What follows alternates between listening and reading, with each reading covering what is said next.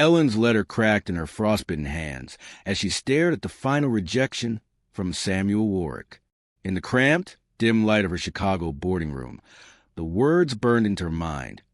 I regret to inform you that your application as mail-order bride is hereby declined. Every syllable felt like a chisel striking her heart, leaving her colder and more alone than ever. At 28, with both her parents long dead and her only brother lost to the ravages of war, Ellen Harrow had never truly known family warmth. Now, with no kin to call her own and her boarding pass expiring by the week's end, her desperation grew as palpable as the chill creeping through the cracked window. Before we jump back in, tell us where you're tuning in from. And if this story touches your heart, make sure you're subscribed, because tomorrow I've got something extra special saved just for you. With the last of her meager coins clinking in a tarnished tin box, Ellen resolved to defy fate. She resolved, under a false name, to journey west of Bitterroot Valley, Montana, where Samuel Warrick's renowned ranch lay, an isolated place whispered about in hushed tones as a sanctuary of wealth and rugged dignity. Even as the bitter winds of Chicago nipped at her skin, she saw in that distant land a chance for both retribution and redemption. Clutching a cracked silver brooch from her mother, a small token of resilience, she stepped onto the platform of a rickety stagecoach, its wheels creaking in time with the pounding of her determined heart. The journey was arduous and unforgiving. Days blurred into nights as the stagecoach rattled along narrow, dusty trails. Under skies vast and unyielding, Ellen's resolve was tested by biting cold, relentless hunger, and overwhelming loneliness that stalked her like a specter. Yet in each passing mile, her heart hardened. Through frozen plains and rugged hills, she clung to a fragile ember of hope, a promise that she would confront Samuel Warrick, that she would demand the womanhood and love that had been cruelly denied her. The prairie, with its wind cutting to the dry grass like a knife, became both her tormentor and her confidant. At last, after days marked by hardship and silent prayer, the bucolic sprawl of Bitterroot Valley unfurled before her. Snow-dusted peaks and a frozen creek framed the landscape, while in the distance, the battered outline of a weathered cabin emerged. This was the ranch of Samuel Warrick, a solitary edifice, its walls saturated with a legacy of past prosperity and concealed grief. It stood resolute against the harsh Montana winters. As the stagecoach rattled its final approach, Ellen disembarked with aching limbs and a soul weighed down by regret and yearning.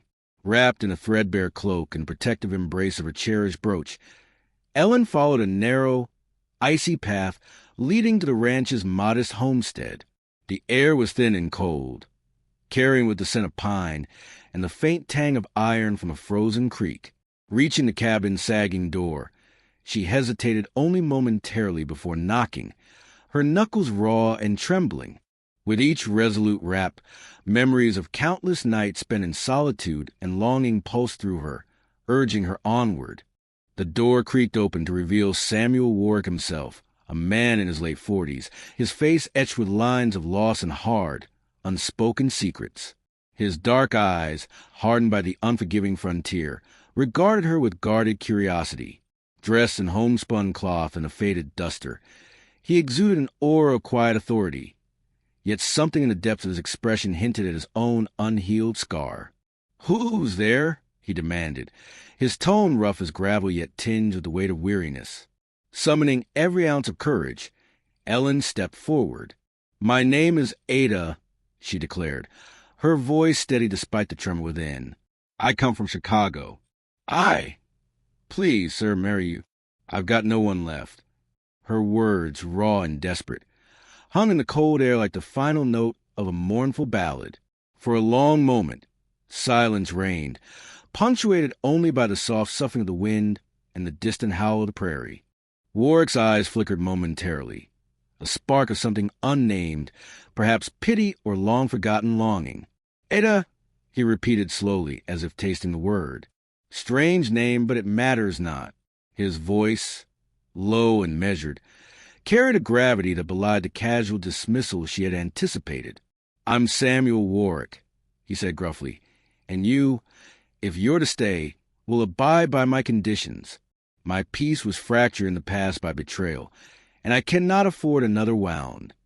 Ellen's gaze remained unyielding as she produced a small, cracked brooch from beneath her cloak. "I've lost everything, sir," she said softly. "My kin, my shelter, my hope. Give me shelter. Please marry me if that's the only refuge left." Her plea, both an act of vulnerability and a defiant assertion of her means to survive, resonated in the chilled air. Samuel narrowed his eyes, a storm of emotions briefly crossing his features. Finally, with a slow nod, he spoke. "Very well. You may stay here for 3 days. But know this, my trust is hard-won, and your words will be weighed against deeds." Ellen bowed her head in silent acceptance, her heart pounding with mingled relief and apprehension. As she stepped past the threshold into the modest parlor, she couldn't help but note the quiet resignation in Samuel's eyes, a guarded welcome that spoke of a man who had built walls not only around his ranch, but around his very soul. Before she could settle in, a subtle, insidious detail caught her eye. A section of the wooden fence near the back of the cabin was crudely cut, as if deliberately slashed by a keen blade. Taped loosely to one splintered post was a small, cryptic note scrawled in hurried red ink. "Leave or burn." The message, stark and threatening, hinted at the land dispute that plagued this rugged territory, an ever-present danger tied to rival families coveting Warrick's hard-won holdings. As dusk crept upon the Bitterroot Valley, Ellen's mind swirled with uncertainty and defiance. In that fragile moment, as she stood on the porch of Samuel Warrick's isolated ranch, the cold reality of her new life bore down upon her. The journey that had started with a rejected letter and endless nights in the slums of Chicago had brought her here, to a place where hope was as faint as the dying light, and yet burned quietly, like a fragile ember amid the encroaching darkness. Inside, the soft murmur of the wind through the cracked window, and the distant sound of a lonely creek accompanying her thoughts, Ellen sensed that her life was about to change irrevocably. With every breath she took, each step on the dusty ground, she steeled herself to face not only the bitter cold of the Montana winter, but also the deeper, hidden threats that loomed over Samuel's land. The ominous note and the cut fence whispered of unrest, of rival factions and harsh judgments that would not simply fade away.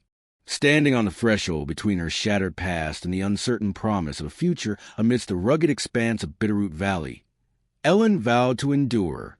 "I have no one left," she repeated, voice trembling with raw sincerity, as she gazed up at the star-pricked sky.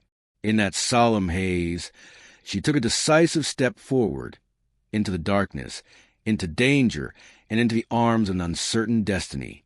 And as the cold night pressed in around the lonely ranch, her resolve shone through like a beacon, even as an unspoken question lingered in the air.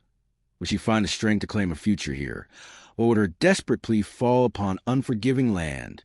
Ellen's boots crunched on frost as she eyed the poisoned well near Samuel Warrick's weathered homestead. The bitter chill of early Montana winter pressed against the cracked earth of Bitterroot Valley, accentuating the sense of desolation that Ellen had learned to live with ever since she had arrived under the false name Ada. Now, in these harsh, unforgiving lands, she resolved to prove her worth. Determined not to be merely a rejected mail-order bride with nothing left, Ellen set about demonstrating the resilient spirit that had driven her all the way from Chicago. Inside the ranch yard, the air was filled with scents of wood smoke, cold metal, and the underlying odor of livestock. Ellen's hands, though numb from the biting cold, moved with purposeful precision. She tied down a splintered pack of tack and repaired a frayed strap on one of the aging saddles, her focus absolute. Every measured action was a silent defiance against a rejection that had bitterly stung her since Samuel's curt dismissal in Chicago. Even now, with no kin to comfort her in the lonely expanse of Bitterroot Valley, she found strength in each task, her determination as steady as the low, persistent hum of the frozen creek that meandered by the ranch.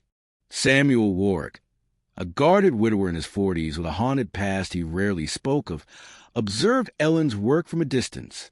His sharp eyes, hidden behind furrowed brows, betrayed a grudging respect for the woman who had dared step into his isolated world uninvited. In that quiet moment, Watching Ellen mend tack and clear debris from the barn's entrance, he felt the stirrings of hope as fragile as a winter's ember. Though he remained taciturn and reserved, the steady sound of her labor wove its way into the very fabric of his thoughts, softening the hardened edges of his guarded heart. Deep in the crisp air near the main building, Ellen set about inspecting the ranch's most critical asset, the well that provided water for livestock and daily chores alike. As she approached the ancient stone well, a flow of water had already turned a sickly hue. A pang of alarm struck her when she discovered that the water, once crystalline, bore a faint odor of chemicals. With trembling fingers, she scooped a sample into a small tin cup and sniffed cautiously. The taste of copper and decay confirmed her fear. Someone had poisoned the well. Word of such sabotage in this tumultuous frontier was dangerously loaded. Rivalries over land and water rights were a constant undercurrent in Bitterroot Valley, and the Kane family, the notorious, vengeful clan led by the calculating Josiah Kane, had long coveted Warrick's hard-won property. Ellen's mind raced as she recalled murmurs of their schemes whispered at the local saloon. The insidious act of poisoning was not only a direct threat to the ranch's survival, but also a declaration of war by the Kanes, who intended to seize Samuel Warrick's claim by force. After gathering evidence of the contamination, Ellen hushed her swelling alarm, tucking her findings away like a secret. Her next actions would be crucial not only in salvaging the ranch, but also in forging a bond with a man whose history was as shadowed as her own. That evening, as dusk melted the line between cold blue and burning amber, Ellen set about her nightly tasks with a determined fervor. Under the muted glow of an oil lantern, she helped repair a broken section of the barn's fence, a laborious task that demanded both strength and careful dexterity. Her breath formed puffs in the chill air as she worked alongside Samuel, who, though distant in his manner, made occasional brief comments of approval. During a pause in the work, Ellen's eyes wandered to a small object lying among the hay bales near the barn. It was a carved wooden toy, a tiny figurine, smooth and worn, that appeared to have once belonged to a child. The sight shattered something deep within her, dredging memories of whispered conversations between Samuel and himself about a lost son, a secret heartache from his long-ago past. The memento, though nearly forgotten in the dust of time, stirred in Ellen a powerful mixture of compassion and curiosity. It was as if the toy was a silent witness to all the pain and longing that had shaped the man before her. Clutching her cracked brooch tightly, a keepsake from her mother that had survived countless hardships, she resolved to learn more about the secrets hidden behind Samuel's reticence. As the night deepened, the clang of spurs and muffled voices drifted in from a nearby town. In the dusty lobby of the local saloon, the gruff saloon keeper Lyle and the somber preacher Ezra debated in quiet tones. Their conversation, overheard by a group of patrons, revealed that the Kanes were planning something nefarious, an impending raid on Warrick's land to force him into submission. Lyle, whose eyes were wary and his voice husky with resignation, muttered that the Kanes were moving quickly, while Ezra warned that this territory had always been cursed by old rivalries. Ellen's heart pounded with apprehension when she caught the end of their conversation. Every word reinforced the dangerous reality of the land dispute that loomed over the ranch. Yet, beneath her fear, a stubborn spark of resolve flared. She would not allow her future and Samuel Warrick's legacy to be crushed by greed and ruthless ambition. In hushed determination, she made up her mind. She would confront these threats head-on, even if it meant defying all the expectations placed upon a rejected mail-order bride. The next morning, the sky was a heavy slate of clouds, and the frozen creek murmured under the weight of winter's persistence. Ellen rose early, determined to continue her work on the ranch. She spent the day repairing fences, tending to the animals, and even attempting to purify the tainted water with makeshift filters fashioned from cloth and charcoal. Samuel watched her, his silent approval slowly shifting into a reluctant admiration. Each chore, each act of resilience, wove them together in a tapestry of shared struggle. Yet the wind brought more than just a chill. It carried a whisper of impending action. As Ellen repaired a section of the stable roof, She noticed a glint among the fallen debris, a scrap of letter or perhaps a fragment of a flyer. Retrieving it carefully, she unfurled the tattered paper. Scrawled in hurried, jagged handwriting were the chilling words, "The Canes will come for what is ours." The message, stark and foreboding, sent a shudder down her spine. It was both a warning and a promise of the violence yet to unfold, a reminder that the land was as contested as it was barren. That evening, as the long shadow stretched across the ranch and the stagecoach's distant horn echoed faintly from town, Ellen returned inside, her face set in grim determination. The revelations of the day had ignited a fire within her, a fierce commitment not only to protect this land, but also to survive, to prove that she was far more than a rejected bride. With every task completed under the cold watch of twilight, she began to see that her worth, and perhaps the redemption of Samuel's haunted past, lay in steadfast perseverance. As darkness finally reclaimed the land, Ellen's mind swirled with the weight of responsibility and the harsh truth of frontier life. The night was filled with foreboding, and though her body trembled from cold and fatigue, her spirit burned with a burning determination. Somewhere in the haze of whispered town gossip and the relentless tide of hardship, a new chapter was already being written. A chapter where her defiance would forge an alliance with Samuel Warrick, and together they would stand against the encroaching threat of the Kane family's ruthless ambition. At that moment, standing amidst the fractured remnants of a life in turmoil and the fresh scars of the day's labors, Ellen resolved that come what may, she would not be broken.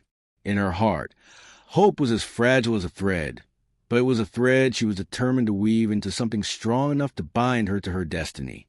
And as the wind moaned around the old ranch, Ellen's eyes glinted with the promise of a new beginning, even as danger lurked just beyond the next frostbitten dawn. Gunfire cracked the night as Ellen gripped a rifle like a talisman against the encroaching darkness. The sharp reports sliced through the silence of Bitterroot Valley, rattling old timbers and scattering flurries of frost across the ranch. Outside, under a sky heavy with storm clouds and distant lightning, the vicious sound of chaos announced that the Canes had finally struck. In the cold, unyielding darkness, the enemy advanced relentlessly. The Canes, led by the vengeful whisper Josiah Kane, had targeted the ranch with a fury born of greed and ancient grudges. Their voices, harsh, unyielding curses, mingled with the sound of galloping boots and the creak of ropes as they sought to seize what they believed rightfully theirs. Among the chaos, Ellen's heart pounded with both terror and determination. With trembling fingers, she steadied the rifle she had barely held before, her eyes straining to see through the gloom. Several flashes illuminated the battered barn and the split fence, now an open wound on the property. A hail of arrows and bullets rained down, striking wood and scattering livestock with heart-wrenching cries. Ellen moved swiftly, her instincts honed by months of ruthless frontier life. With a force of desperation, she squeezed the trigger for the first time in self-defense. The rifle's report was both defiant and mournful, a sound that punctuated her vow to protect what little life remained here. In the ensuing melee, Samuel Warrick emerged from behind a collapsed beam, wounded by a stray bullet that had grazed his shoulder. He staggered as he made his way toward the barn, his face a mask of pain and guarded surprise. "Ellen, stay down," he hissed, voice rough with effort. But she would not. As the Cane's raiders pressed in, Ellen ducked behind a splintered post near the barn's entrance, her breath visible in the frigid air. The scent of gunpowder mingled with the sharp tang of metal and earth, a reminder that every moment was a struggle for survival. Amid the chaos, Ellen's eyes caught the glint of a familiar wooden toy that lay in the fallen hay near the barn's doorway. She reached out with a trembling hand, and in that fragile moment, the toy, smooth and intricately carved, became a silent witness to grief and loss. Samuel, noticing her touch, stopped and, with quiet urgency, whispered, "That belonged to my boy." His voice, carrying centuries of muted sorrow, resonated with an almost palpable weight. He recounted in a low murmur how his son had been taken in a land dispute with the Canes, a tragedy that had left him isolated and burdened with guilt.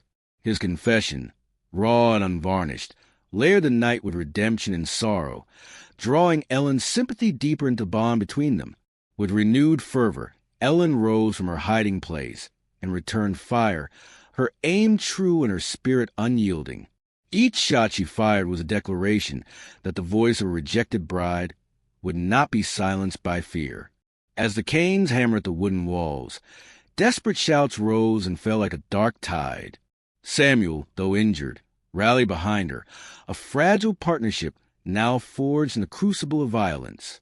He staggered toward her and grasped her arm momentarily, his touch both reassuring and desperate.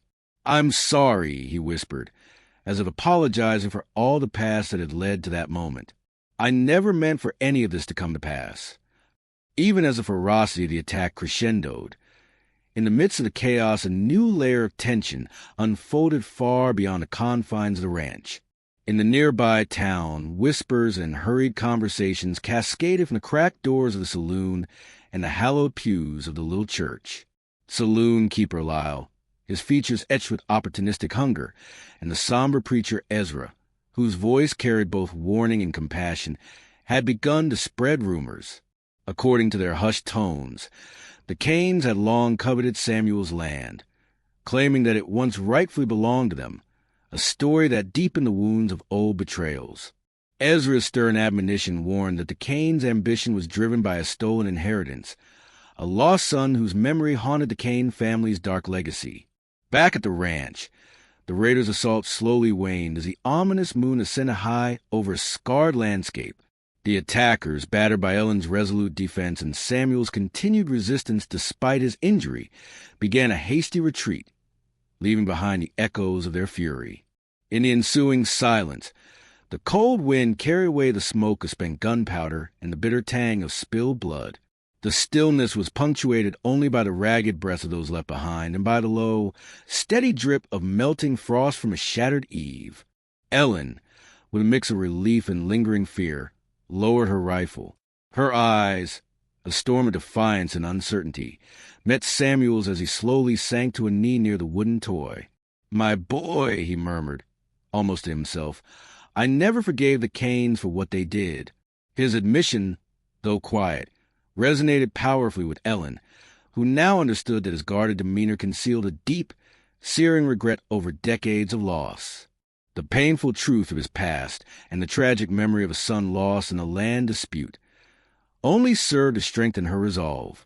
As Samuel was helped to a makeshift cot inside the cabin, Ellen joined him, and they tended to each other with a mutual tenderness that had been forged in the fire of conflict. Together, they cleaned the wound on Samuel's shoulder and tried to salvage what they could of the battered barn. Ellen's hands, steady despite their trembling from the night's ordeal, moved purposefully to secure loose planks and mend broken ties between fallen boards. With each careful stitch, each repair of shattered beam, she sought to reclaim more than just a physical shelter. It was as if she were reconstructing the fragile framework of trust and shared redemption between them. Overhead, the frosted night continued its silent vigil. The distant chorus of the town, Lyle's cautionary gossip, and Ezra's somber warnings, seeped through the thin walls, reaching across the dark fields like a fraying rope of fate. Among the scattered remains in the yard, Ellen discovered a curious symbol etched on a stray post, a branding mark unmistakably belonging to the Canes. It was a crude symbol, a charred, angular pattern that chilled her to bone, a harbinger that the attack might have been only the first move in a far larger strategy to wrest control of Samuel's land. As the shock of the branding sank in, Ellen felt the weight of impending danger pressing upon her. Was this mark merely a final curse, or a prelude to another, grander assault on the hard-won domain of the Warrick Ranch? The question gnawed at her, a fragile ember of fear burning beneath her resolve. She glanced toward the door, half expecting to see more raiders emerging from the shadows. But for now, the silence remained heavy and forbidding, a temporary lull before the next storm. In that charged twilight, Samuel and Ellen sat together on the cold wooden steps of the cabin. The wooden toy rested between them, a silent memorial of loss and a spark of tender hope. "I'm sorry for what I've done," Samuel said, his voice tremulous with regret. "I lost my son to that land dispute, and I never thought I'd be forced to live with that guilt every day. His confession, raw and unadorned, filled the space between them as if laying bare the wounds of a lifetime of isolation. Ellen reached out, her fingertips brushing lightly against his callous hand, a gesture fraught with unspoken promises. "I'm here," she murmured softly. "We'll face what comes next together." In that moment, the disparate threads of their lives began to weave together, a tapestry of faded dreams, personal losses, and the quiet longing for redemption. Yet as the night deepened and the chill crept steadily over the barren ground, a final unsettling whisper of fate made itself known. From somewhere beyond the frozen creek, a hushed rumor swept through the darkened landscape, a foretelling that the Kanes were preparing another move, a planned raid that might soon cast their ruthless shadow further over Samuel Warrick's legacy. Ellen's eyes, reflecting both resolve and worry, searched Samuel's face for warning and assurance, but he could offer neither, only the heavy silence of a man burdened by grief and regret. And so, as the last embers of the night faded into uncertain darkness, the future hung precariously in balance, a fragile promise of unity and shared strength poised against the relentless threat of vengeance from those who coveted the land. The unanswered questions and trembling hope lingered in every shadow, every gust of wind that swept over the ranch, a subtle, silent cliffhanger that left Ellen and Samuel to wonder what would come next in this brutal, unforgiving frontier. Ellen's boots scuffed the dusty floor of the Bitterroot Valley Saloon as a low murmur of discontent and clinking glass filled the twilight. Outside on the barren stretch of road, Samuel Warrick sat astride his worn buckboard, his eyes dark with determination as he rode alongside Ellen.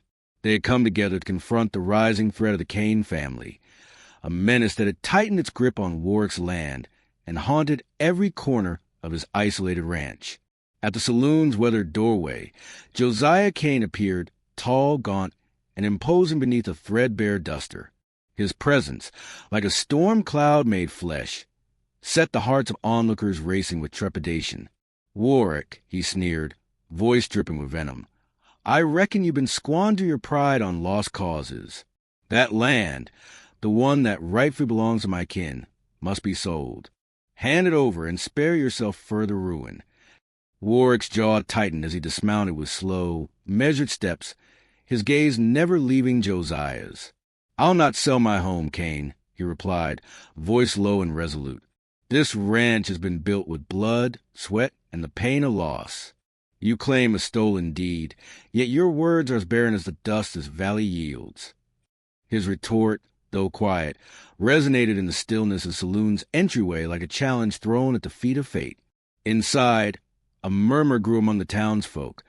Some eyes glinted with opportunistic malice, while others, like a humble saloon-keeper Lyle and the somber preacher Ezra, exchanged grave looks of disapproval. Lyle, whose rough hands had cajoled many a lost soul with cheap whiskey, could barely conceal a sneer as he muttered, "He's a drifter, that one, nothing but trouble in a fancy dress." Yet Ezra's tone was different. It carried a note of caution, as if he foresaw the tumult that such a land dispute would ignite. Ellen, standing beside Warrick with the same fierce resilience that had carried her across frigid plains from Chicago, lifted her chin and retorted firmly, "I am not leaving. I've already paid in hardship, and I won't be taken for a fool. I'm here to defend what is mine as much as what is his."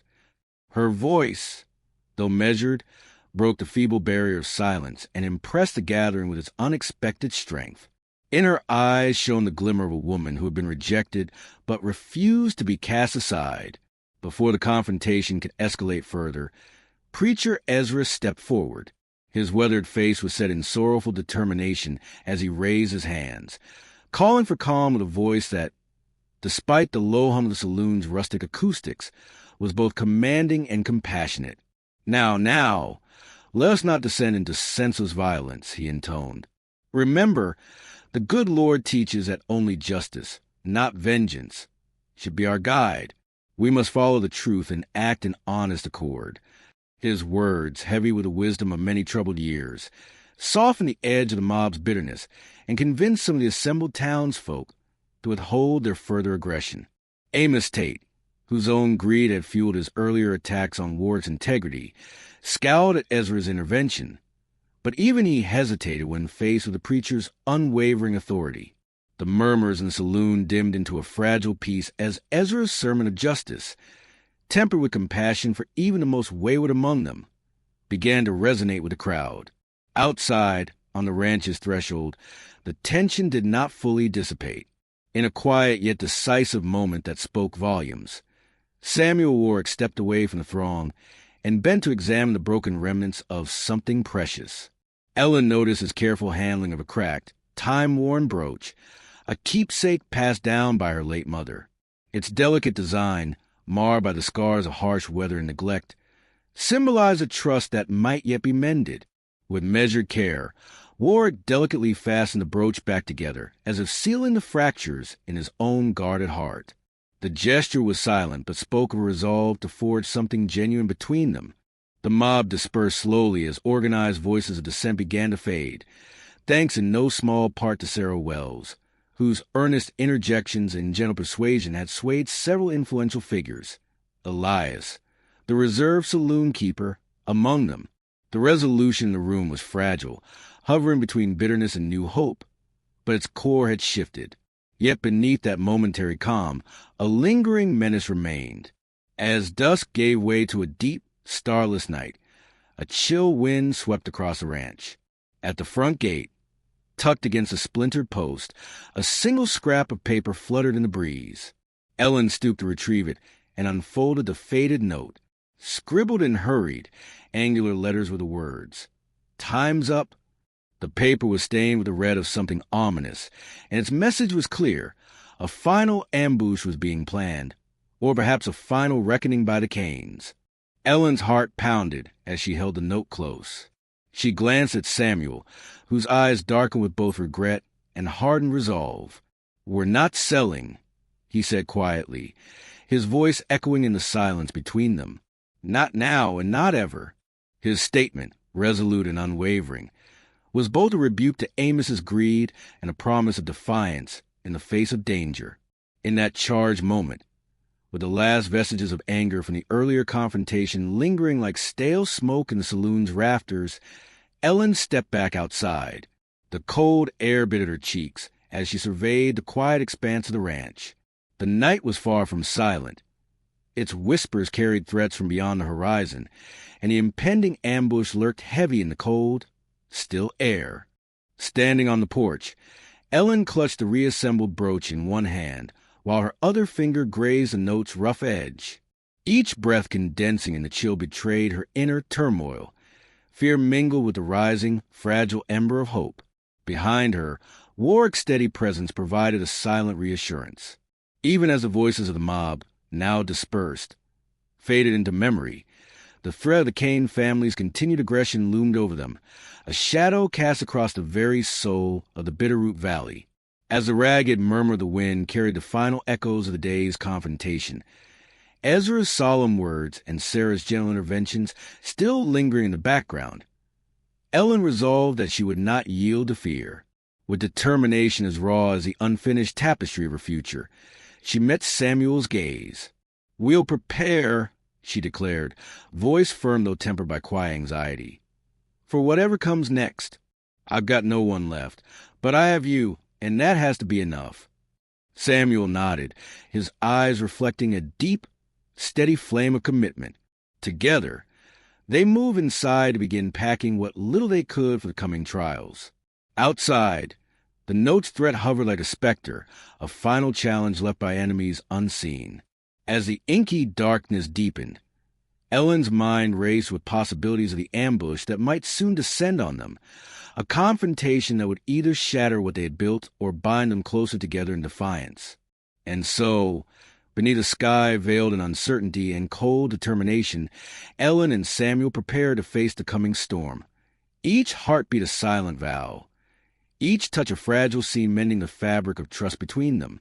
The note's stark warning, "Time's up," glimmer in the lantern's glow, a burden, a challenge, and perhaps the final spark that would ignite their ultimate confrontation with fate. With the winds rising and the distant horizon darkening, the stage was set. The future of the ranch, and perhaps of their very souls, now hinged on one single moment of truth, a moment where resilience, redemption, and the unbending will to survive would be put to the test. Frost crunched beneath Ellen's boots as she steadied her aim against the encroaching dusk, the cold biting the air with every exhale breath. A sharp crack of gunfire shattered the silence along the frozen creek that skirted Samuel Warrick's weathered cabin. In the bleak light of early 1875, the ambush had begun. Out from the line of trees and drifting snow, the Canes, led by the grim visage of Josiah Kane, emerged with fury born of old grudges. Their faces, half obscured by stained canvas hats, were drawn in grim determination. They surged toward the ranch, their intent as clear as the icicles hanging from the eaves. The attack was sudden. The sound of flintlock discharges and clattering hooves filled the air, piercing the cold barrier that had held the night at bay. Inside the cabin, Samuel Warrick, already nursing a wound from previous skirmishes, gripped his rifle with trembling resolve. He had long carried the burden of loss, of a son he'd inadvertently lost in a bitter land dispute with the Canes, a grief that had closed him off from the world. Yet now, as the Canes advanced in a coordinated assault near the frozen creek, he found strength in the quiet perseverance of Ellen Harrow. Ellen, who had so far proven her worth through tireless ranch labor and steadfast defiance of those who doubted her, had taken up arms in defense of the only future left to her. With a steady hand, she raised her rifle and fired a precise burst at the lead of the Cane Raiders. The crack of her weapon echoed like a challenge to the very forces of fate. Her eyes, hard and steeled by years of rejection and hardship, flashed with the heat of determination. This was no longer the frightened young bride scorned in Chicago. It was a woman who would fight for her home. Amid the chaos, preacher Ezra, whose sermons had at times softened the hardened hearts of the town, stepped forward from behind a lean stack of hay bales, his voice raised in a fervent plea for peace. He cried, "Now let's remember that vengeance only sows further sorrow. Brothers, lay down your arms and hear the truth in our shared pain." His words, carrying the weight of divine mercy and the bitterness of past betrayals, fell over the assembled Canes like a bomb.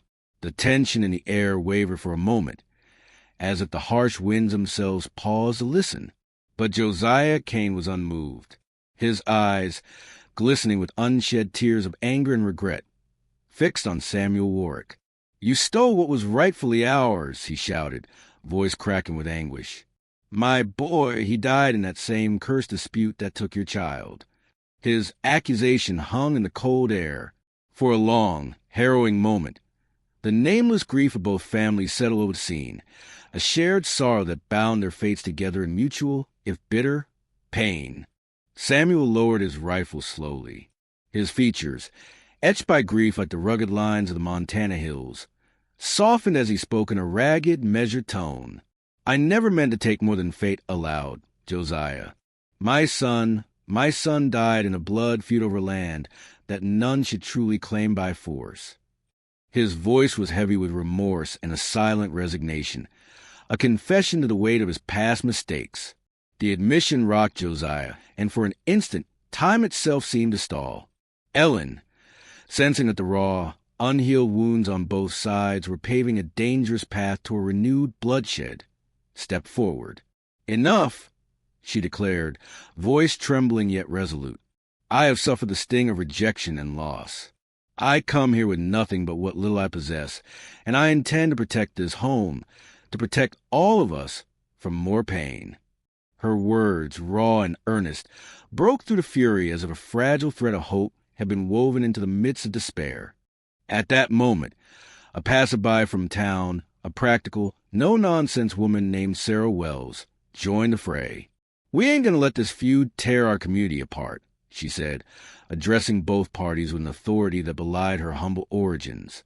"Reckon it's time to settle our grievances not with bullets and blood, but by acknowledging the shared loss we all bear." Her plea, tempered by the wisdom of hard living on the frontier, rippled through the assembled mob of Canes and the rallied townsfolk. Encouraged by Sarah's intervention, saloon keeper Lyle, whose eyes had seen too many tragedies wrought by ruthless ambition, nodded in reluctant agreement. His voice, usually laced with opportunism, now carried remorse as he muttered, "There's enough hurt in these hills for all of us." Preacher Ezra's solemn gaze swept over the group, and he added, "Let justice and compassion be our guide this day." The desperate tension among the Canes began to ebb as Josiah's outcry subsided into a heavy, sorrowful silence. In that quiet aftermath, Samuel reached into his pocket and withdrew a small, well-worn keepsake, a cracked brooch that once belonged to his late son. He held it carefully, as though it were made of glass, and in a voice thick with regret he said, "This was all I had of him. I wish the pain could be undone." His admission, fragile and laden with remorse, reverberated amid the hushed crowd. Ellen stepped closer, her eyes glistening with determination and empathy. "Then let this broken piece stand as a symbol of what we must bury if there is to be any healing. I'm not leaving, and I won't let this land be steeped in endless vengeance." With those words, she, almost ceremonially, removed her own cracked brooch, the precious keepsake from her mother, and walked over to Samuel. In a gesture laden with quiet power, Samuel deftly repaired her brooch as well, his fingers working with gentle precision, as if mending not just metal but the fissures in their sorrow-stricken hearts. Ellen, holding the repaired brooch up to the lingering lamplight, then made a momentous decision. "I offer this to you, Josiah," she said, her voice steady though her eyes shimmered with unshed tears. "Let us lay our grievances to rest. Take this as a symbol of our shared pain, and may it mark the end of this cycle of bloodshed. If we are to build any hope, it must be on the ashes of our past." Josiah Kane, his face now a battleground of conflicting grief and fury, stared at the brooch as if seeing it for the first time. For several heartbeats, the world held its breath. Then, with hands that trembled at the memory of his own losses, he reached out and accepted the brooch. "You have my word," he rasped, voice hoarse with pain. "No more shall we bleed over this cursed land. My boy died, and I have no wish for others to share his fate."